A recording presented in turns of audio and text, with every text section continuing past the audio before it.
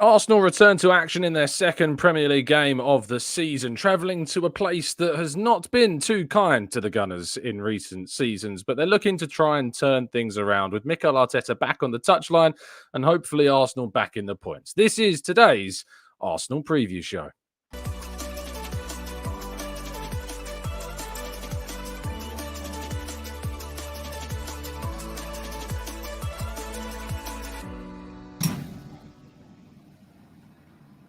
Hello and welcome to the Gooner Tour, back again with you guys and girls for another episode of what is the Arsenal preview show, joining you ahead of the next Arsenal fixture, which in this case is a trip to Aston Villa. As always, I'm joined by a fantastic cast of the members from our Discord server. Very happy to welcome Kian back to the show. How you doing, mate? You good, you well? Yeah, it's been a while, but Arsenal's back, so am I. Indeed, lovely stuff. Also joined by Daniel. How you doing, mate? You good, you well? Yeah, I'm good, mate. Yeah, and I'm looking forward to tomorrow's game. Lovely stuff. And lastly, sporting the polo shirt today. That's very TC, that is. How you doing, Leo? Good, you well? I'm very good, thank you. Yeah, waiting for the game. Yoo-hoo. Yes, indeed. Just a warning to people, this might be a shorter preview show than usual. Lots going on in personal lives at the moment, and I need to be off and out as soon as possible. But we're not going to skip over any of the details, don't you worry. And we're going to kick off, as always, as we do, with our general feelings ahead of the game. So, Kian, Arsenal, Aston Villa. Are you scared? Are you scared, Kian? Tell me what you're thinking. No, I think Arsenal have trained us now for the past year, like kind of a routine game. You don't really worry. It's past the days of oh no, Brighton might come and beat us, or this might come and beat us. Like, I think I'm over it now. It's kind of just routine. I'm kind of just more looking forward to who we integrate in it. I think Moreno's going to be obviously too early. Calafiori might not. I think Timber's probably going to be the only one to shout that's going to be in there, so someone new to look forward to. So it's just going to be a routine. I just want to see how the attack is doing, because I think everyone has trust in our defense now. Like, we trust them enough unless there's one bozo moment or something. But I think it's just, I just want to see how our attack flows, because I'm actually kind of impressed with Havertz, and I want to see if he carries on.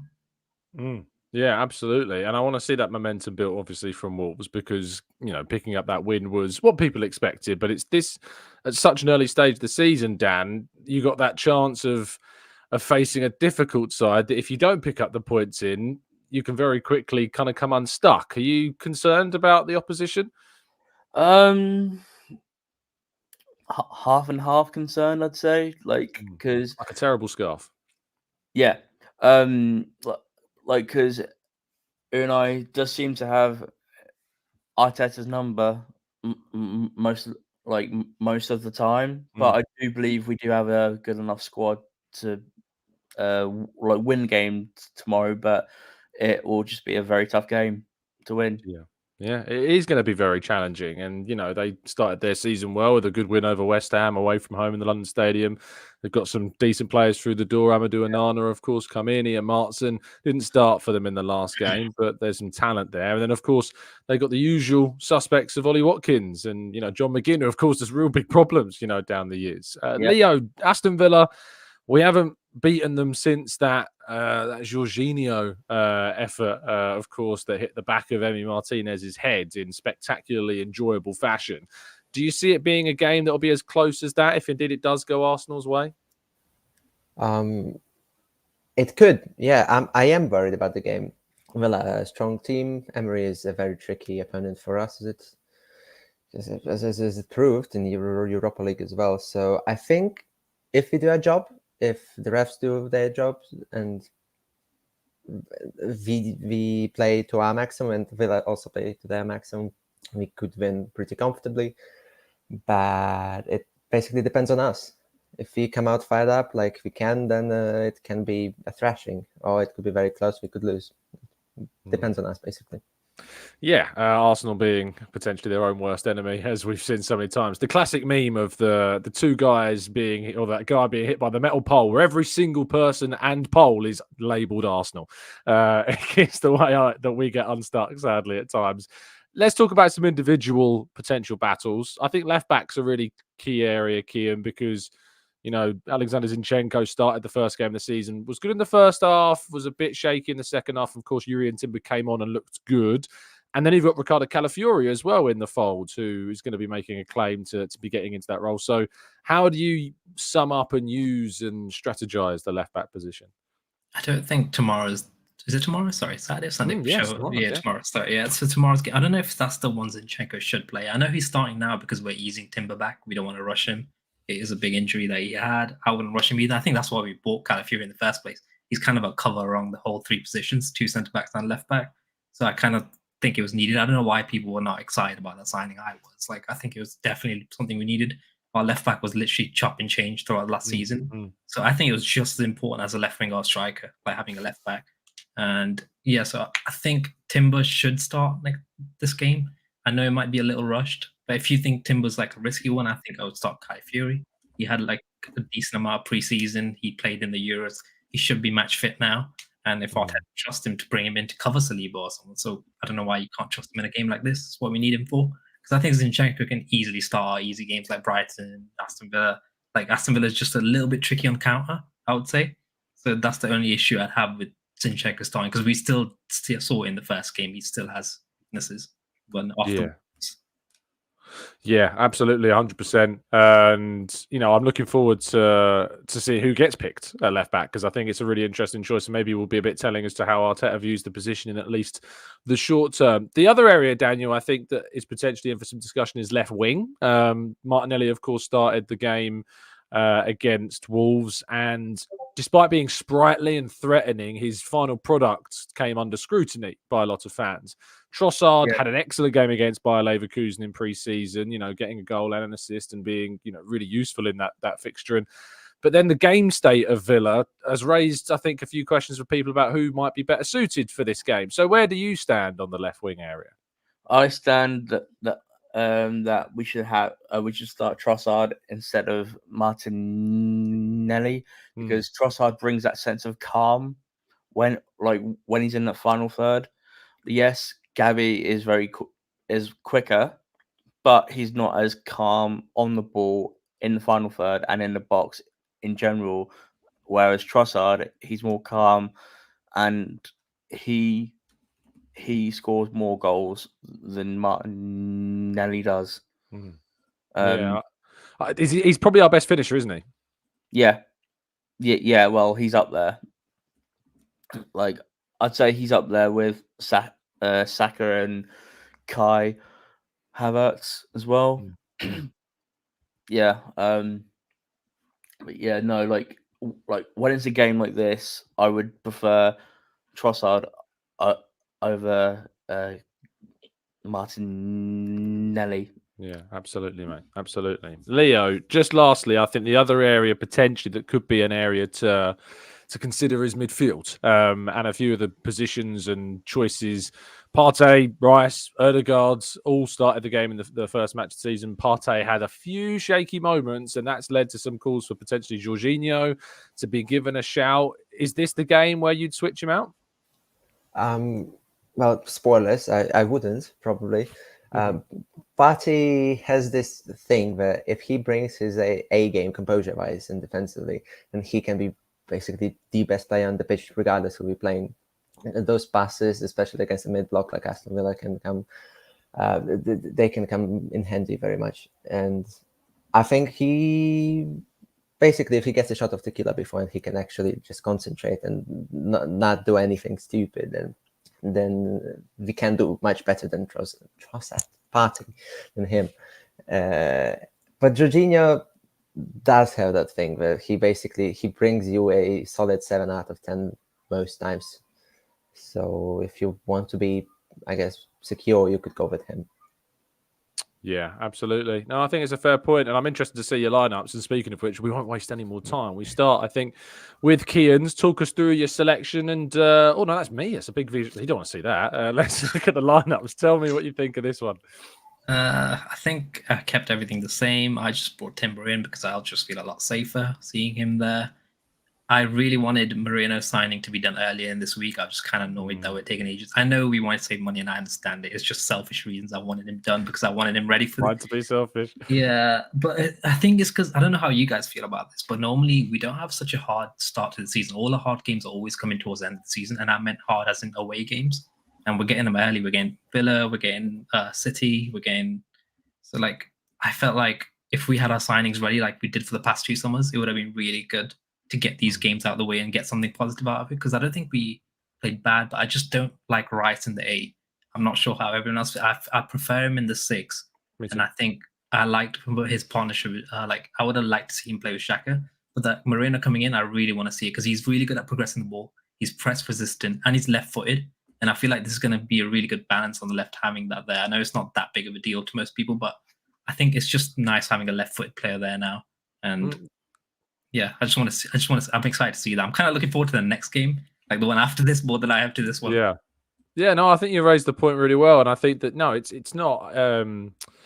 It's not selfish to have wanted us to be in a position where Moreno could have played perhaps a role in this game. It looks like we might have to wait. At least we'll be getting in before the games against City and Spurs. I think that's important. Obviously, we've got the game against Brighton next week, perhaps to bed him in, and then we can see where we are. I love the nod to Xhaka as well. I think that's also really important to point out because there are. The role-wise, I think it's really good that we might see Rice and, in quotation marks, Xhaka, and actually what that might have looked like with the Moreno, of course, in his place. Dan, talk us through your team. Any changes? I see 2 from last week.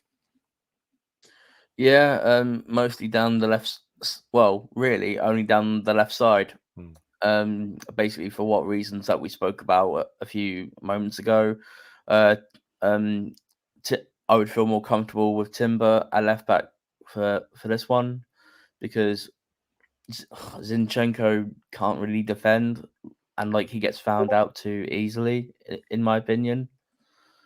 And Trossard for the stability reasons, like going forward, like he's a lot more calm and he can like provide and create chances as well. But all in all, that's pretty much like 2 changes from last week's game. I did debate putting Calafiori at left back. Yeah. But I just thought, is this the game for him? Like, because it's a like it's going to be a tough battle. Yeah. Down Leon that Bailey, side. tough ask. Yeah, tough ask. And like for first start, like that is a tall order. Yeah, on the whole. You think you can get the job done with this team? In short, yeah. Yeah, in short, yeah. I think we can get the job done with this team. Yeah, to be honest, I think the changes that we're seeing across different people's lineups, and Leo's stuck with Zinchenko. I'm looking forward and Martinelli as well. It's exactly the same team, I think, as the Wolves game. I'm curious and I think that no matter what team we pick, we should be winning this game. That's the quality that we've got now in the team. But Leo, you haven't made any changes to last week from a glance at your 11. Tell us your reasons why. Well, first of all, Mikel Arteta isn't really famous for rotating the squad very willingly. But even if we don't look at that, well, the most controversial position is probably Zinchenko. Nobody else went with Zinchenko. And I think Zin is very much underrated, both attack-wise and defensively as well. Saying he cannot defend is big of a statement, but yeah, he can have a few questionable moments. Basically, I think it was against Villa last game, when there was this picture circulating where he just couldn't keep the offside zone, the high line. And this is very much, I think, a mental thing. Like he just switches off and he goes after Bailey or whoever. He doesn't look up at his partners. And if he can concentrate, take a shot off the killer with Partey and just get into the zone for 90 minutes, then I think we're going to have very little problems with that, especially since we're not playing with Jorginho. If Jorginho played, maybe I wouldn't be as happy with Zinchenko, but I think he played well against Wolves, and I think his attacking prowess is very important. His passing is something that I really like, and I could sing odds to that for a long time, but if Klopp called Raya the 10 at the goalkeeper position, I think Zini is very much a 10 at the left back position. Both work rate wise, so both positive and negative sides of that. And the second question is Martinelli. And Martinelli, I think, is very good for the runs, for the counterattacks, which Aston Villa usually let us have. And all he has to do is finish, because I'm sure he will get enough chances. All we have to pray for is basically for everybody to bring the A game composure-wise. I think if Martinelli... Trossard is a better finisher, but I think Martinelli can get into more chances in this game. A quick one, Tom, on this. Yes, mate. You know how we all point out left back. Would you sell Tommy? I know everyone loves him, but it's just the fact that he's injured again. Season didn't even start. He's just... So I love Tommy, by the way. I think he's my favorite defender. I'm not saying he's a bad player. It's just the injuries are so concerning. I think the fact that we only gave him a 1-year extension highlights the club's awareness of, where they see him, whereas they gave Ben White a considerably longer extension, even though they signed, I think in the same window, didn't they? So, I think it's a fair view of Tomiyasu that if he's not going to play and you can't rely upon him, is it worth having him in the squad? I think I'm fine with him being here this season, just for one more. But after this season, I think Arsenal should be probably open to offers for him. Yeah, I don't think it's too controversial to say that at all. I think what might be controversial is my pick of Martinelli. I think maybe people might have been expecting me to pick Trossard. And to be honest, if we'd have done this show a few days ago, I would have been putting Trossard left wing. I've had a few conversations with some people, and I've been convinced that actually Martinelli may be, for the game, more suited, because what Villa tend to do is play a far higher line than a lot of other teams. And when you've got a team that play a high line, having your biggest sprinter and your fastest runner being able to get him behind, as he did, to be fair, last time we played them there, but it was the end product that came into question. I think I'm leaning more towards, like Leo was saying, like the frequency of chances that we might get with Martinelli being there. And then Trossard, of course, can come on in the second half and be an impact. That said, I do think there's strong arguments for both. And that's a good position to be in as a club, to have both. Trossard have a really solid argument to start him, and Martinelli, again, having a solid argument. It'd be great to see him have a really good game, though, Martinelli, and kind of, because there is a lot of scrutiny surrounding him at the moment. I've gone with Timber at left back as well. I just think the balance that he might bring to the team will be more beneficial in this one. I do worry, even though I agree with Leo that I think that Zinchenko is overly criticised for his defensive frailties that do exist. They are there, and that's why I've gone with Timber for this one, because I was so impressed by what he brought to the team when he came on against Wolves as well. The rest of the team picks itself, other than Jorginho, who I've gone for in midfield instead of Partey. Just the calmness. I think back to that game against Liverpool, the second half of last season, the man of match performance he had in that game against such a good Liverpool side. And if you have that performance again here, with Rice, of course, to support him, and the likes of Timber perhaps stepping into midfield with support too, I think that is plenty, and we should be winning this game, regardless of whatever lineup any of the boys have picked. I think that we've all picked teams that are good enough to win this game. Speaking of which, let's jump to predictions. Kian, scoreline and scorers, please. I think this is the first time I'm going to predict a win for us when I come on, but yeah, it's going to be a 2-1. No. It's going to be a 2-1, very close one, and I agree. I think Rice and Martinelli are going to have to run this game. They're going to have to run their socks off, because it's going to be like a basketball game, I think. I don't know if we're going to get control of it maybe in the second half, but I think Villa's going to come out. It's at home, so they will push us. Dan? Basically, what Kian said, 2-1. Because Villa will, they will try and make it like a ping pong game, and there'll be some tough battles, but I do think we just have enough to see him off. It will be a close game, 2-1. And to Leo. To us, yes. Good one to point out, yeah. Leo.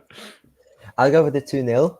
Both of them with a Martinelli goal, and one of them will be assisted by Havertz, the same way he almost assisted the goal to Martinelli, I think, against Leverkusen when we played.